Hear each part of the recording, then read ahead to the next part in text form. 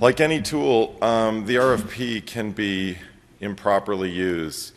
There's always a lot of things that go together. Not everybody is an expert in putting together RFPs, and there's a lot of copying from other people and looking at an RFP and adapting it and adopting it. And when you start to take that approach, things get a little piecemeal and it starts to fall down. So I'm going to share a few of our experiences that we've learned to make this a little more robust, a little more meaningful for you if you get involved in an RFP going down the road. Just a show of hands of people who have been involved in an RFP process in the room. Okay, so a fair number of you. Any chance it looked anything like this? Yeah. Or perhaps like that. I should say, we've run into a lot of these, and I personally got involved in one RFP response, and we were 157 pages long.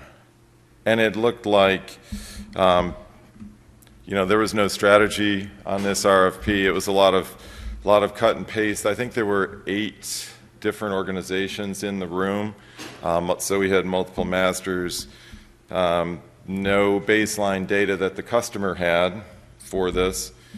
A lot of cut and paste, and it took forever to make a decision. I'm not sure that one's even still done yet.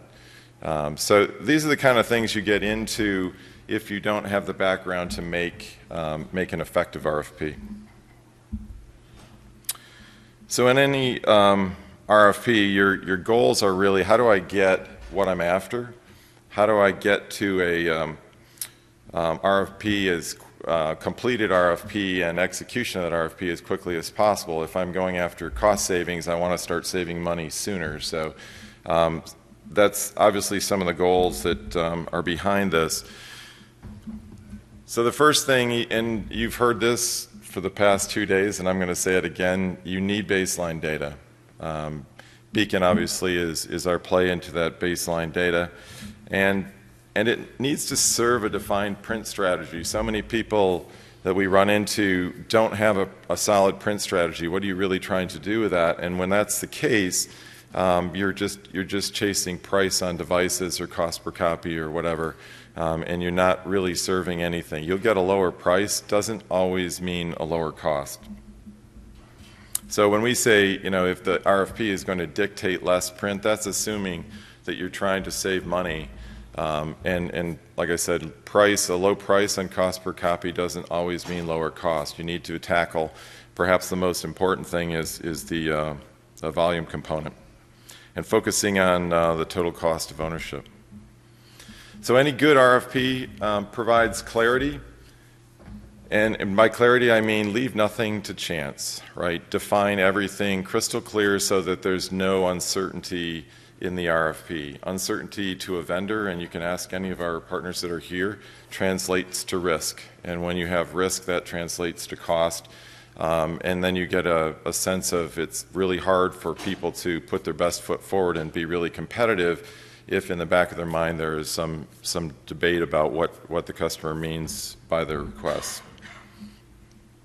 It respects the vendors, it respects the requesting organization. Oftentimes you get involved in an RFP and your internal constituents have to have their needs met. So getting them to understand their role and how clarity actually helps them is actually very important too.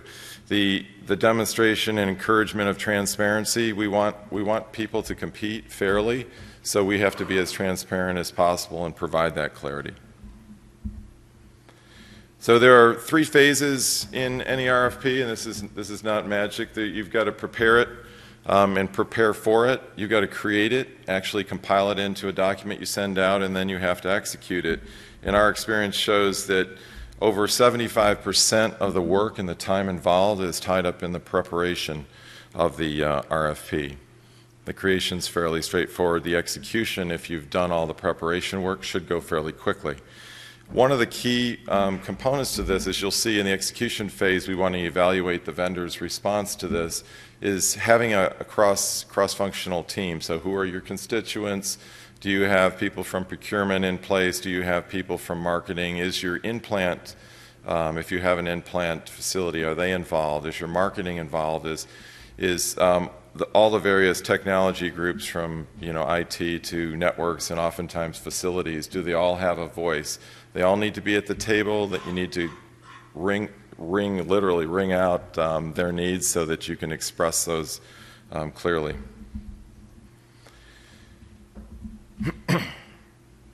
So in an effective RFP, right, we have to start with that baseline data. There's no magic to that. You need to own your data, or you need to get a third party to provide that for you in a best practices scenario. Oftentimes, we get incumbent vendors that provide that baseline data. It doesn't fairly respect their ability to do that. I'm not saying that they don't give you fair data. I'm just saying it's your data, it's your RFP. You should be in control of your own baseline data. And then you need a strategy, and I can't emphasize this enough. I touched on it just briefly, but having a print strategy, if you're after making money from your print, then let the baseline data and what your goals are to serve that strategy. If your strategy is, I want to be a more sustainable organization, I want to reduce our overall costs, like we did with Banner Health. They're saving $3 million a year. They're looking to get money out of their infrastructure. In fact, they say every dollar we take out of our print infrastructure and our costs for printing, we can apply to what our mission is, which is patient care. Right? You guys are in the business, your schools are in the business of educating students and having educational outcomes. Alumni that can afford to contribute back and endow the organizations. If you're serving that as a purpose, then you might want to consider taking costs out.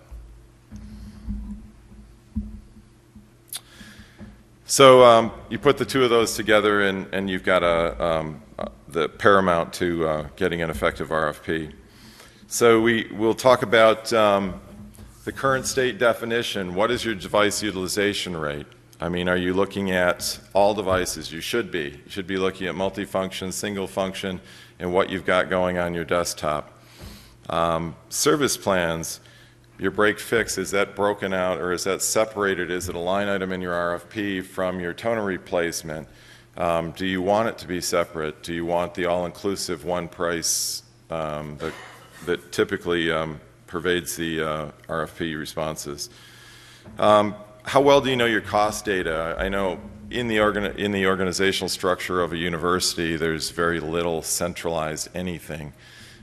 So one of the big values we brought to Banner Health was literally people sitting down, reading their invoices, looking at who's buying paper, their supply chain, where are they getting it from, and saying, we're going out, we're buying it from 6 different vendors, from 4 different organizations. Every purchase order I write costs me money. Somebody's got to write it, execute it, track it, receive it, count it. If I only do that, if I do that through one vendor instead of 6, I'm going to save money, and so on and so forth. So you really need to understand your sourcing and your cost data all the way across the board, not just devices.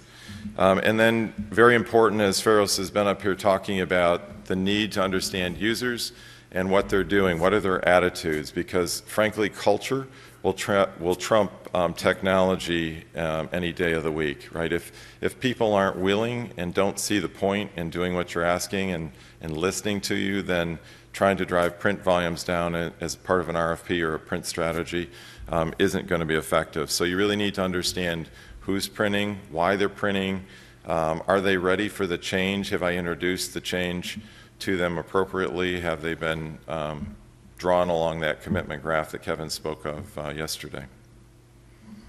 So then we go to the future state, right? This might just be a blinding flash of the obvious to y'all, but I think the most important criteria in this future state is the use of benchmarks. You saw in some of the Beacon cards on the dashboard, there were actually some benchmarks, and Feros has a ton of benchmark data. When somebody comes up and says, how many devices should we have per user? I was at a government show last year, and somebody from the National Science Foundation came up and said basically they had about 1 device for every 2 users. It's like, well, that's probably a little bit too many printing devices, just saying. right? So we have we have a lot of graphs with benchmarks. I mean, 8 to 1, 12 to 1. Some companies are at 20 to 1. And I love the question that came up in the last session about will you supply with Beacon benchmarks for schools that are my size, private institutions across the country. How do we stack up against those? I was glad to hear that. That's a very effective tool to help you understand where you are and what you're trying to do. Color versus black and white. If you're trying to make money, color is a great money maker. If you're trying to save money, color costs you a lot. It costs you a lot more, and it's used. People assume that it's there, they use it in the same way that they'll use the extra paper trays and the large paper if you allow that. Now the question is that really your business need? Right? If it is, great. The device manufacturers build all that stuff and they have wonderful products. If it's not a business need, then you have to look away from that. And obviously the strategy that you put together is, how do I get to this future state? What steps do I have to take? Do I have to educate my users? Do I have to reduce my fleet? I'm always looking to get rid of aging models, extra makes, because that contributes to the cost of my supply chain. So in creating the RFP, this is part of the preparation that delivers that document, again, and I can't emphasize this enough, with exceptional clarity. Clarity reduces risk, risk reduces price, and you get a much better platform from which vendors can compete. It has to be concise and focused, and throughout the document you want to articulate the strategy that you're after. If you're after less print, then that has to be in the executive summary, that has to be in all the different components of that document so that it's very apparent what you're trying to get done, and they'll respond accordingly. Optimization is a bad word. I shouldn't say it's a bad word. What I should say is, too oftentimes people have different definitions of what optimization means. So the way I look at it, it's really a dynamic metric. If I'm after cost savings, then optimization is this reaction of my fleet to decreasing volumes. How am I planning that? Because I want to continually optimize. It's not a once a year thing. It's an ongoing process. There are just a lot of other definitions for it. Sometimes right sizing comes up, and you have to ask the question, if I right size, based on what volume? The volume I'm currently at? The volume that my users without any education want to print? Or am I choosing a different target, and am I serving, if you remember my talk on sustainability yesterday, setting a lower page count, a total volume count as a target? Am I serving that? So right sizing fits, but against what target? Standardization, great tool. I mean, I want fewer makes and models. I'd like to have a standard platform so that we have consistent ways and experiences across our organization. It's not 200 different makes and models. I want fewer of them. I want to standardize on one that I can order and get supplied. But that's not, in and of itself, that's not optimization. So word to the wise, make sure you're crystal clear in your definitions and what you expect a vendor to be quoting on. Oftentimes we see people get talked into, or they think they need, or they go out and they interview users, and users want very costly features, an extra tray for 11 by 17, whatever. That demands a larger device, a different print path, a device that typically consumes more energy, more costly consumables and the like. So make sure, again, I'm not saying this is a bad thing, I'm just saying as a baseline feature, beware. Right? You should make sure that that's part of your needs, when in fact I've seen a lot of studies that say 98%, we have up here, I've seen 99% of content that people print today can be done in office print on letter size paper. So why have all the extras as a baseline? You're going to pay more for those. And again, is color in your baseline? Maybe in some cases, maybe not. That's your call. Pull printing. Pull printing is one of those things that often, in Pharos language, that's called secure release here. That was a Pharos invention from the early days. It has an interesting impact on an RFP, though. If I understand what it actually does in a very holistic sense. Right now I walk up and I badge in and my job comes out.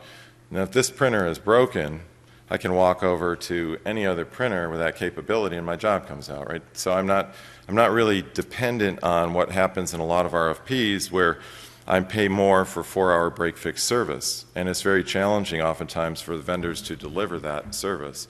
So if you deploy a secure release setup or a badge setup, yes, that costs more, initial costs. I need a card reader on these machines. And Tien's shaking his head, yep, we're living that one, right?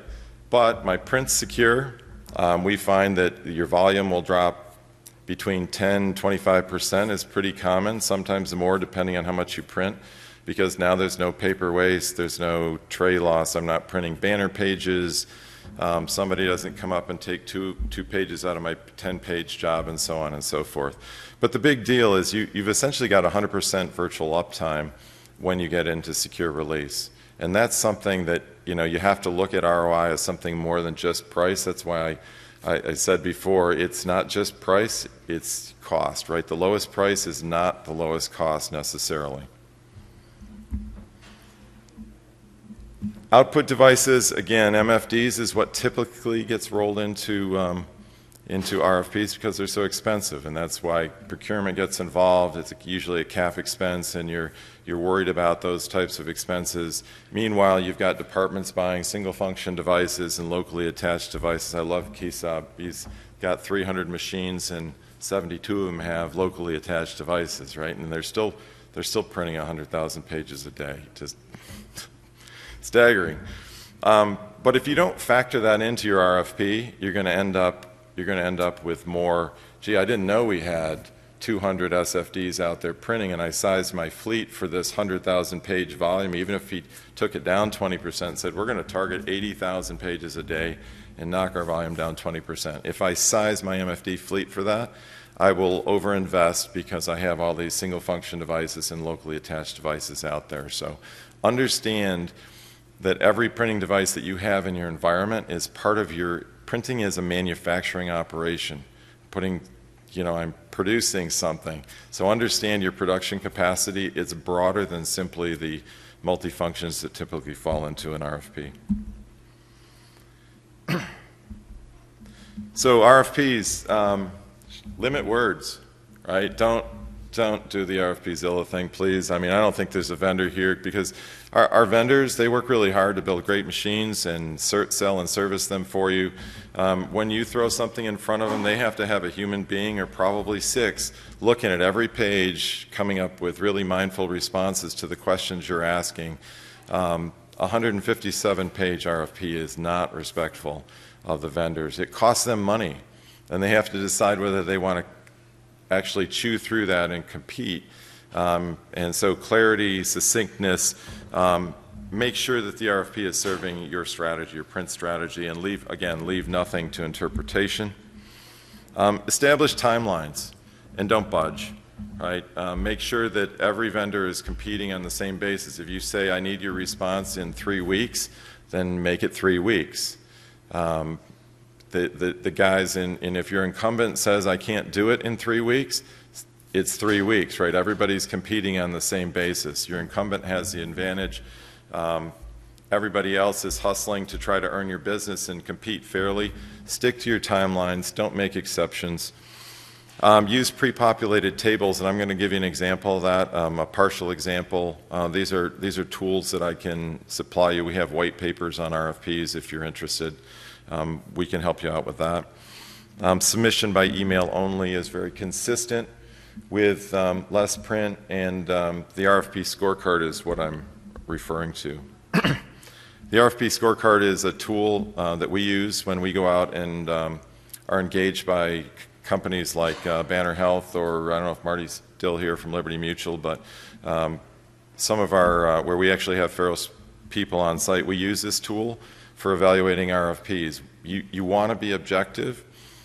We've got a lot of friends in the vendor business, and you want to keep keep personal bias out of it. That's why you have a cross-functional team. That's why you want to have a scorecard, and that's why you want to be able to evaluate it without letting those biases creep in. So the responses need to be obviously comparable. I can't imagine on the 157-page, Pharos responded to that RFP. I cannot imagine how they actually evaluated that RFP. And my comment to the vendor that was hosting it was, I don't know how they could hold their toes to the fire and say that they could deliver. Write a statement of work of how you're going to deliver this. I have no idea. They had gone in literally and I like this feature from this vendor, I like this feature from this one, I like this feature from this one, all the differentiating features. They said, we want all these and put them in one.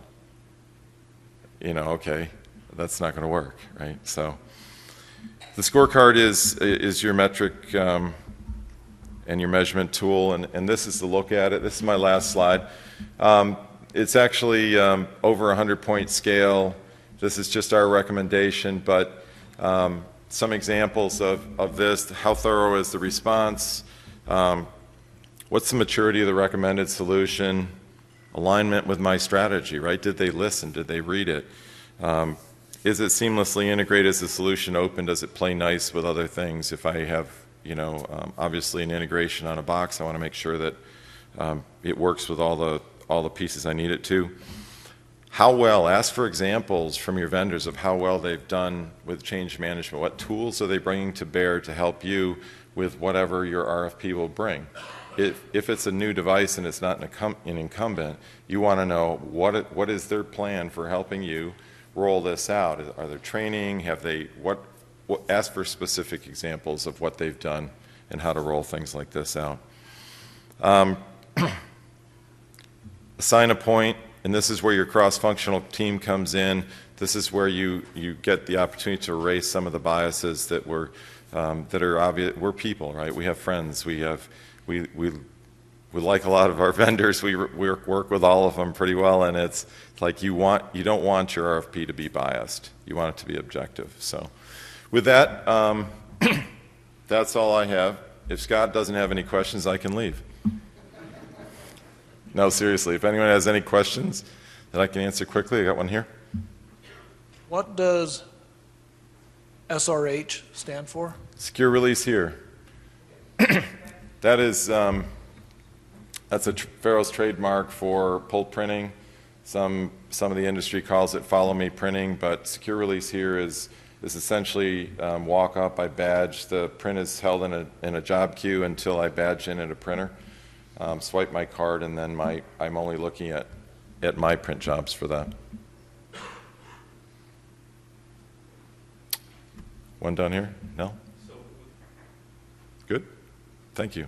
Oh, shoot, I almost got away. John.